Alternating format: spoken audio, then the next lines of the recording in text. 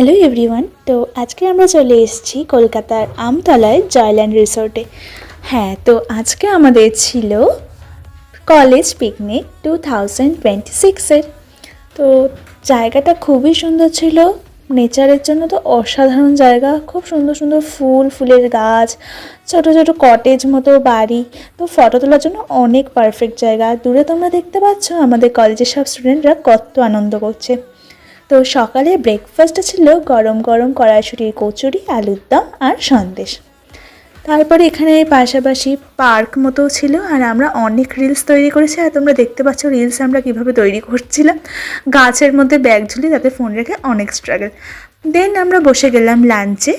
তো ফার্স্টে প্লেটের সাথে হাজমোলা, দেন আমাদের আসলো ডিমের devil, fried rice, salad and chicken কষা, আর শেষ পাতে চাটনি আর পাঁপড়।